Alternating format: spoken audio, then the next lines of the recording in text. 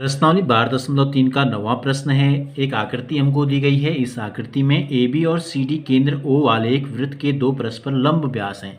देखो A B और C D जो है इस ओ केंद्र वाले वृत्त के दो व्यास हैं। और कैसे व्यास हैं? दोनों लंब व्यास हैं, यानी कि एक दूसरे पे क्या है, लंब है। कहने का मतलब ये है, यदि ओ ए बराबर 7 सेंटीमीटर, ओ से ए की दूरी जो हमको दी गई है, हमको दी गई है 7 सेंटीमीटर, तो छायांकित भाग का क्षेत्रफल हमको ज्ञात करना है। तो छायांकित भाग में क्या आ रहा है, एक तो एक छोटा वृत्त आ रहा है, और ये भी हमको दिया गया है कि ओडी छोटे वृत्त का व्यास है, ओ से लेकर डी तक। ओ ए 7 सेंटीमीटर है, तो छायांकित भाग में क्या आता है, एक तो ये छोटा वृत्त आ रहा है और ये दो हिस्से इस आधे वृत्त के आ रहे हैं।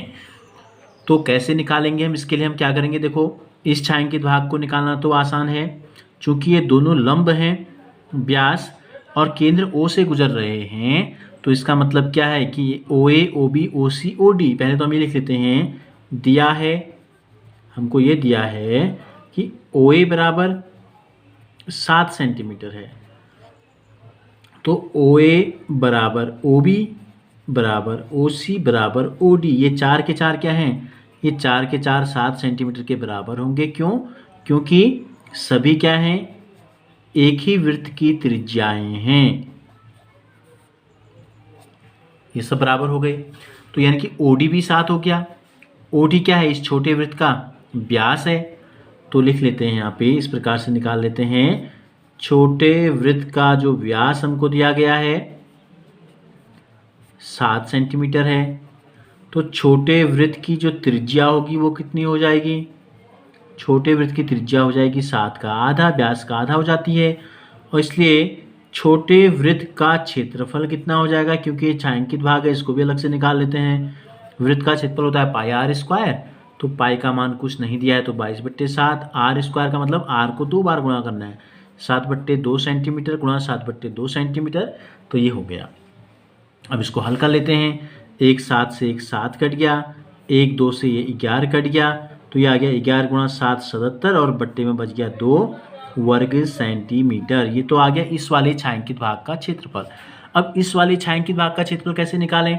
देखो अब हमारे पास बचा ए बी सी, एक आधा वृत्त बचा। मैं यहाँ पे फिर इसको बना देता हूँ इस प्रकार से, या इसको हम ऐसे बना लेते हैं। देखो ये एक वृत्त हमने बना लिया, ये पता है हमको ए है, ये बी है, आधा वृत्त हमने बनाया है, ये ओ है, और इसको इस प्रकार से मिला के ये है हमारा छायांकित भाग, इधर भी और इधर भी। अब ओ ए 7 है, ओ बी भी 7 है, यहाँ हमने आपको ऊपर बताया है, तो पूरा कितना हो गया, ए से लेकर बी तक की दूरी कितनी हो गई, 14 सेंटीमीटर हो गई। और इसकी जो हाइट है, क्योंकि ये एक दूसरे पर लंब हैं, तो ये इस त्रिभुज की ऊंचाई हो जाएगी, ठीक है, तो ये भी 7 है। तो हम क्या करते हैं, इस आधे वृत्त के क्षेत्रफल में से इस त्रिभुज का क्षेत्रफल घटा दे देंगे, तो हमको ये वाला छायांकित भाग मिल जाएगा। तो पहले तो हम निकाल लेते हैं त्रिभुज ए बी सी का क्षेत्रफल। किसी भी त्रिभुज का क्षेत्रफल क्या होता है, 1/2 आधार गुणा ऊंचाई होता है। अगर आधार और ऊंचाई हमको पता हो, तो 1/2 आधार हो गया आपका 14 सेंटीमीटर, और ऊंचाई हो गई हमारी 7 सेंटीमीटर। अगर ये लंब नहीं होता तो हम इसका निर्धारण नहीं कर पाते कि ऊंचाई है या नहीं है। चूँकि लंब है, तो 2 सत्ते 7 गुणा 7 49 वर्ग सेंटीमीटर। अब हमको संपूर्ण छायांकित भाग का क्षेत्रफल निकालना है, तो हम क्या करेंगे, छायांकित भाग का क्षेत्रफल इस आधे वृत्त में से इस आधे वृत्त के क्षेत्रफल में से अगर हम इसको घटा दें इतना, यानी कि त्रिभुज का क्षेत्रफल, तो ये वाला छायांकित भाग निकल जाएगा। और ये वाला छायांकित भाग यानी कि छोटे वृत्त का क्षेत्रफल हम निकाल चुके हैं। तो पहले हम ये छायांकित भाग का क्षेत्रफल निकाल लेते हैं, अर्धवृत्त में स्थित ये वाला, ठीक है, अर्धवृत्त में स्थित छायांकित भाग का क्षेत्रफल हम निकाल लेते हैं। छायांकित भाग का क्षेत्रफल कैसे निकलेगा, आधे वृत्त के क्षेत्रफल में से अर्धवृत्त का क्षेत्रफल ऋण त्रिभुज का क्षेत्रफल, जो त्रिभुज इसके अंदर बना है। आधे वृत्त का क्षेत्रफल क्या होगा, पाई आर स्क्वायर बट्टे 2 होगा, और त्रिभुज का क्षेत्रफल अभी हमने निकाला है 49 वर्ग सेंटीमीटर हो जाएगा। तो इसका मान निकाल लेते हैं, पाई का मान 22/7, आर स्क्वायर हो जाएगा, इसकी त्रिज्या कितनी है, आर है इस आधे वृत्त की, तो 7 गुणा 7 बट्टे 2 है, तो 7 से काटेंगे 7, 2 से कटेगा 11, 11 7 77, वर्ग सेंटीमीटर ये आ गया।